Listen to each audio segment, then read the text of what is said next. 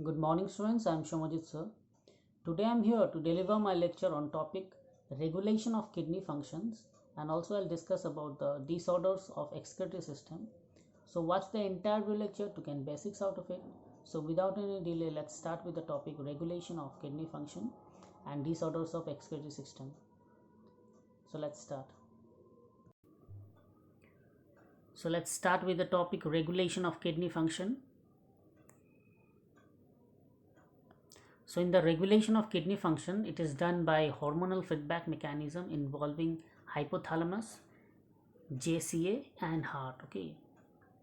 So changes in blood volume or body fluid volume and ionic concentration activate osmoreceptors of the body. Okay. So changes in the blood volume, body fluid volume, ionic concentration activate the osmoreceptors in the body.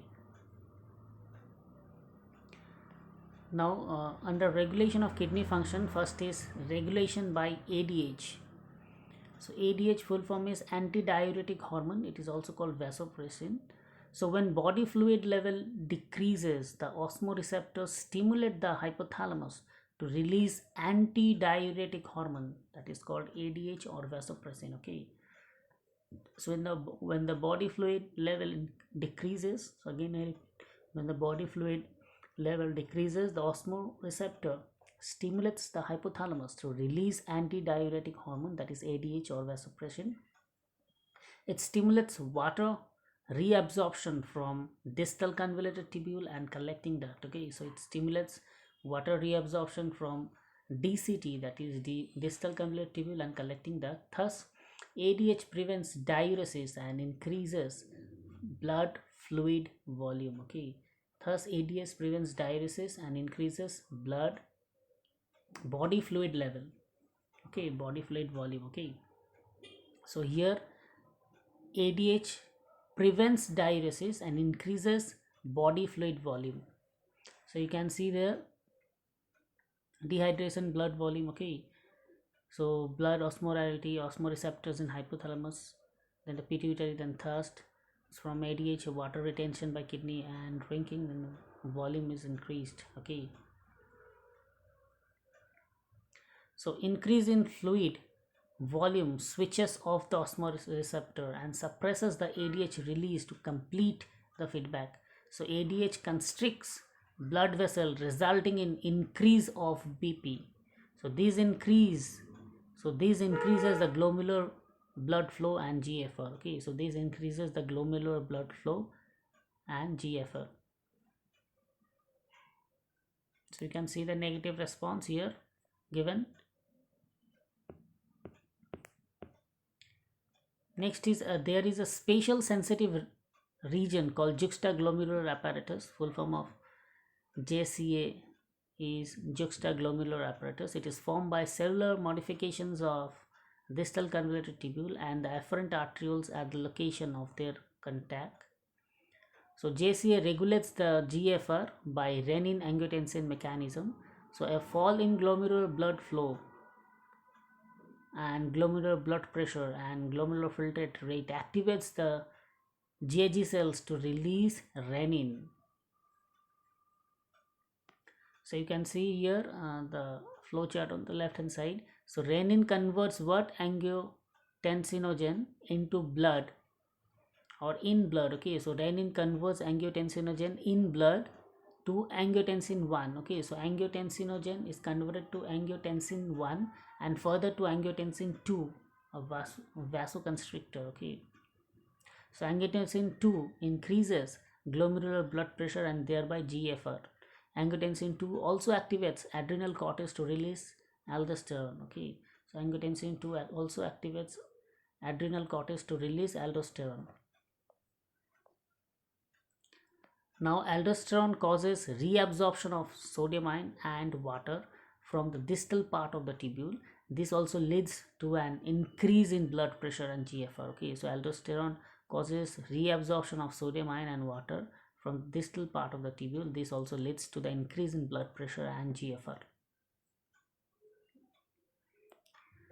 So ANF checks on the renin angiotensin mechanism. Here you can see there is an increase in blood flow to the artery of the heart causes the release of atrionatriuretic factor, atrial natriuretic factor, ANF. Okay, this is present in heart. This hormone is present in heart. What is the full form of ANF? Atrial natriuretic factor. So ANF causes vasodilation, that is dilation of blood vessels, and thereby decreases blood pressure. Okay. Now let's see about the disorders of excretory system. First is uremia. So what is uremia? It is the accumulation of urea in blood due to malfunctioning of kidney. Okay. So what is uremia? It's accumulation of urea in blood due to malfunctioning of kidney. It may lead to kidney failure or renal failure. Okay. So it may lead to kidney failure or renal failure. So due to accumulation of urea in the body, due to accumulation of urea in the body, this malfunctioning of kidney is occurring. It may lead to kidney failure or renal failure.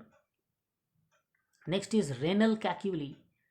Okay, so stones or insoluble mass of crystallized salt, that is oxalates, formed within the kidney. Okay, so stones or insoluble mass of crystallized salt, that is oxalate, formed within the kidney. So you can see the kidney stones in the major and minor calyx, kidney stones in the ureter. You can see the stones, green color is highlighted. There's a kidney stones in the major and minor calyx, kidney stones in the ureter. So right hand side you can see the various kidney stones. Next is glomerulonephritis. Okay, so it is inflammation of glomeruli. So there is an inflammation of glomeruli. Okay, so you can see the glomerulus. Okay, so what is glomerulonephritis? That is inflammation of glomeruli. Next is hemodialysis. What is hemodialysis? Okay, so it is a process of removal of urea in patient with uremia. Okay, so it's a process of removal of urea in patients with uremia. So dialysis. Okay, so the dialyzing unit, that is artificial kidney, contains a coiled cellophane tube surrounded by a dialyzing fluid.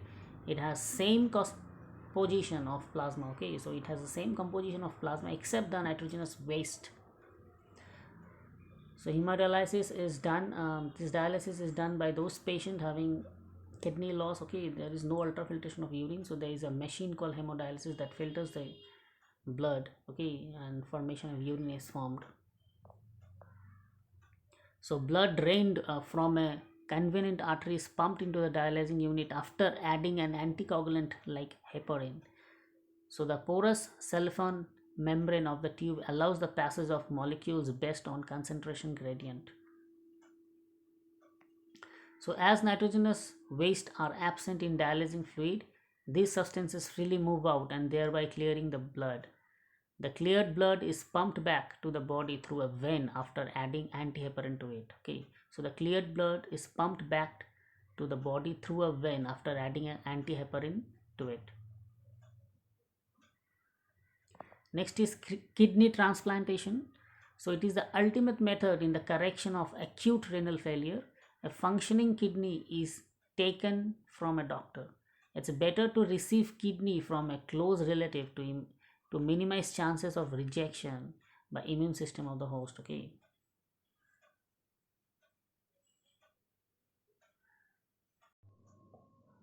Thank you, student. This was all about the entire video lecture. We have discussed about the topic regulation of kidney function and disorders of excretory system. This is from the chapter excretory products and elimination. So stay at home, stay safe. I am Shomuji sir signing off today, and again we'll meet in the next class. Thank you, students.